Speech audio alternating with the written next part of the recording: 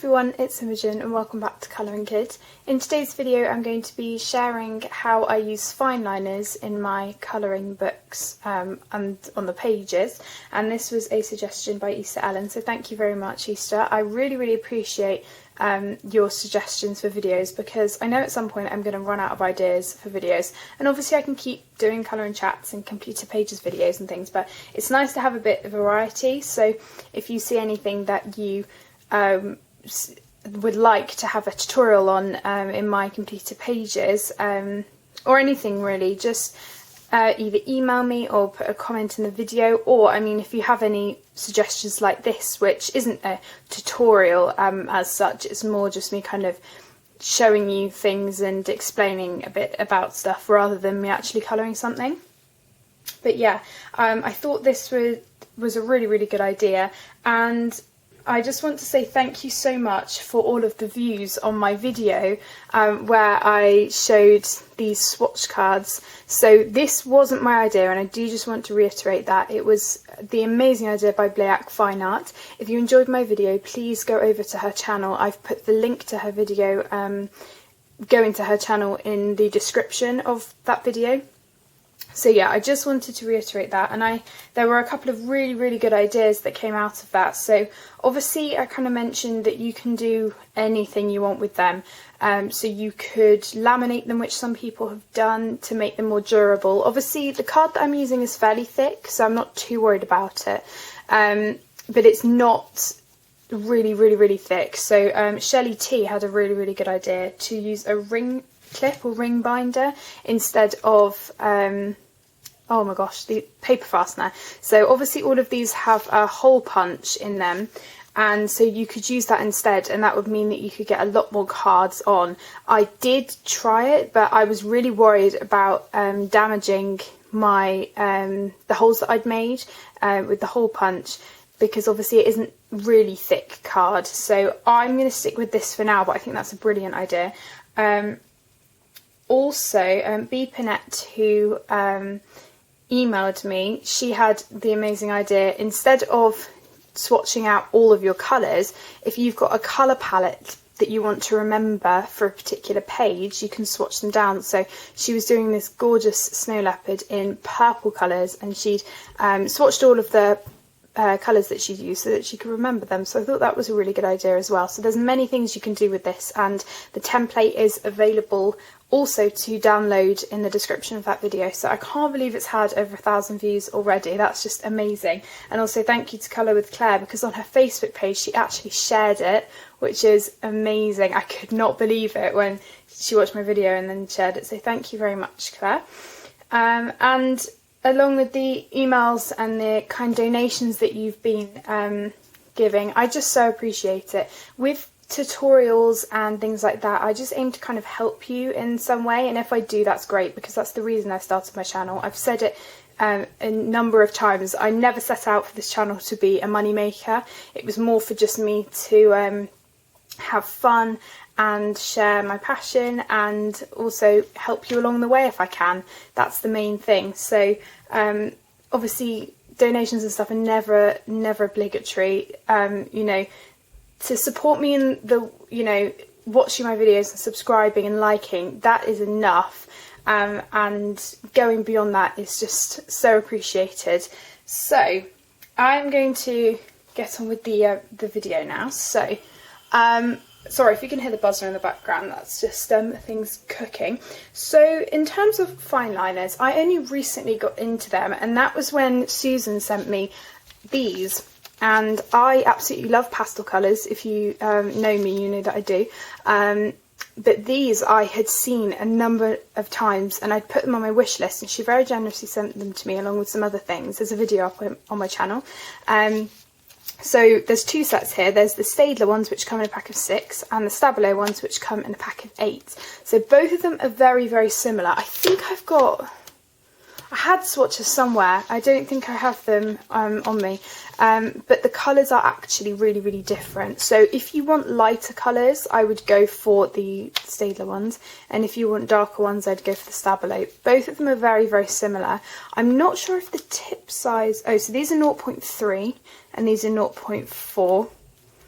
and I really enjoy using both of them. I'd say I prefer the Staedtler ones a tiny bit just because I've used Staedtler ones for such a long time before, but these Stabilo ones are lovely too. So all of the colours are different except the turquoise, which is very, very similar in both, but you know, it's always great to have an extra one. So I recently got into these, and I mean, it wasn't recent, I think it was like 4 or 5 months ago-ish. And I've been using them in my pictures ever since. So I'm going to show you some examples. And for school, I had always had the Staedtler Fineliners and their pens as well. I can't remember what they were called, the felt tip ones. Because I found that even though it was secondary school, we were still doing a lot of drawing stuff and posters and writing things, especially in the earlier years. So I just had them because I liked doodling and drawing and stuff like that anyway. You know, just kind of messing around with them. I would always have some at home, but I did get the sets for school. So I got the felt tips, but also these Triplus Fineliners. So it came in a pack of 20, I think, and you can definitely get them on Amazon, I'm pretty sure. So in this pot, which funny enough is actually a tin, but my dad saved it for me to use as a pencil pot, and I really like it. So in here I have all of my Staedtler ones, and also these ones, which I got as a present from a lovely, lovely family friend, and these are mini Stabilo ones. So the original length is this long, and these are the short ones. So these came in a pack of 10 or so, I think. Well, there's 11 there, maybe it was 12. I think there's another colour somewhere, but these are neon, some of these. So there's 4 neon, and then there are some normal colours as well, and it's really nice to have the variety of the different colours. So lots of my Stabilo ones have really short, weared down tips. Not this one actually, that's one of the newer ones, but there are some that are really worn, and you wouldn't think that Fineliners run out, but some of mine are starting to wear down quite a lot. I've got some Tombow markers in here, but they're not obviously Fineliners. So they're the sorts of Fineliners I use, and if I'm being honest, I use the pastel ones a lot more, just because Fineliners you kind of have to work with them as you would with markers.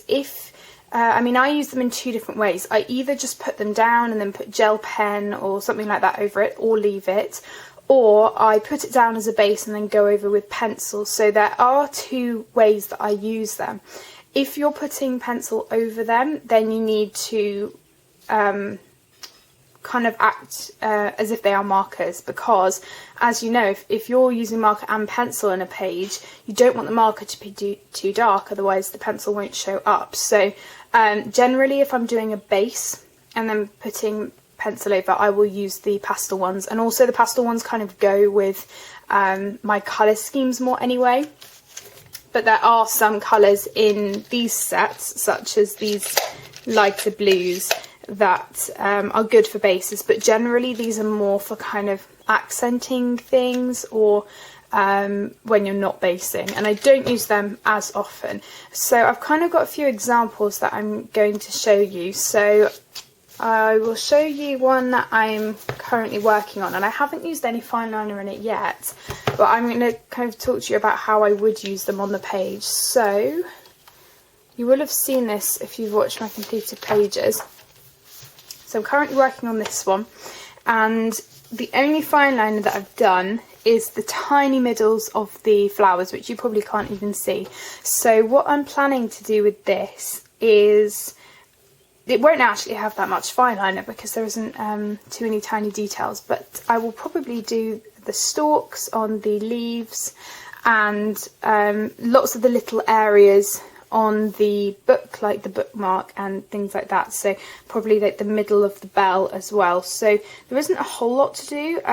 The only other fine liner bits I've done is on the mouth, where I've done the pink and then the grey for the teeth. I've done the grey for the claws, but really there's not a lot to do on this page, and this wasn't the best example to show you, purely because there isn't many spaces that I would use them. But for this double spread that you would have seen in my completed pages, I used the fine liner a lot, and I just really enjoy using it on this page. So one of the main places that I did it, and I only really started to notice this a couple of weeks ago, and it's only with one colour. So with the purple one, I based all of the purple on this cushion, and since then the purple has actually got lighter. I don't know why. I mean, it doesn't bother me that much because I still really like it, but it's just something to be wary of. It does start to fade, and it's only with the purple one that I've noticed. I don't know whether it's something to do with how it's formulated, but I don't really imagine it would, because the other ones are fine, but it doesn't bother me. So I used it mainly on just bits here and there. So I did all the yellow on the bees with the fine liner on the body, again the purple within the wings, and there are lots and lots of things here. Like I did the orange there, and then went over with a bit of pencil, all of the orange on the sweet. So there are lots of small places where I just tend to put it wherever I want. I did all of these outlines of the sweets in the orange as well. So this is an example here of where I've done pencil over the fine liner. So I've based all of these bells with different coloured fine liners. We've got the yellow, pink, purple and green, and you can see that the green is shaded, and then I've gone over with a pencil. So the thing I really like about the fine liners is that they don't bleed through, so that's one benefit instead of using markers. Obviously, because they've got a fine tip, you wouldn't be able to do a really large area like a marker, but also the colours are really nice, and you don't really even notice that you've used it. So with lots of this, if I just kind of showed you the picture without having told you I'd use fine liners, I would definitely not realise that I had used fine liners on it, and I don't think you would necessarily either, because especially if you use pencil over it, it's less recognisable. Obviously if you just do the fine liner and leave it, it's more noticeable because it's kind of a block colour, but I really like the effect that the fine liner gives, and I think that it just adds that extra kind of mixed media feel to it. Even though you haven't used paint or anything, it still counts. So even when you're putting gel pen and stuff on pages, it does count. So I don't think... I've done quite a few pages in here. So I hadn't really got my fine liners at this point. I'd done a bit, actually. No, I have done fine liners on this page. Mainly just blue. But yeah, I hadn't really experimented much with them, and then I really got into using them here. So I used them all on the wings of the big butterfly up there. So as I've kind of gone on, I've used them more and more, and I just think that they are amazing. I don't think I had them here, although I said that about the last one. Yeah, I don't think I had used them here, but I just think they're so good to use. So I've got a couple other examples. Now I don't know whether it's just because of the book and whether it's the Czech edition, but my Tenderful Enchantments edition is obviously Czech, not English, and the paper feels exactly the same, but my fine liners did slightly bleed through on this page that I did. You won't really be able to tell, it's kind of only ghosting, but here there are a couple of kind of marks. So yeah, they kind of came through. I mean, nothing major, but I've used fine liners a lot on this page to kind of make things pop. So I've used them a lot on the butterfly here, on all of these signs and things like that. And the other great thing about them is obviously it saves time, and I also find that it's really relaxing to kind of just get a pen and fill areas in. It's quite time consuming, just because when I put fine liners down, it's kind of at the stage of the page where I've just got small detail bits to do. Obviously with the page that I'm currently doing, I've still got all the flowers and stuff to do, but once that's done and once the cushion's done, there's not much left, and it's kind of just down to fine liners and gel pens and then accenting. So obviously you can see here there are quite a few fine liner bits here and there. So with the purple I've done all of the outlines of the roof, and it has faded slightly, and then this pink bit here, the arch, I did that in the pink first and then went over with the pencil, so it does work really well. And even putting the fine liner down, it doesn't affect the tooth of the paper or anything, so you know, it doesn't make it easier or harder to then colour over it, so it's really, really nice to use pencil over them. It doesn't affect it at all. So they are a couple from Clara Markova's books. And then I've got a couple from Ivy and the Inky Butterfly. So again, you will have seen these if you saw my computer pages. So this page is an example of where I have done block colouring with the fine liners. So all of these pink areas here and the purple is all just fine liner, and that's the only place where I really use them. So all of these bits the same, so I didn't really use it that much in this page. And here on these stalks, all of the stalks are a base of fine liner and then pencil over them.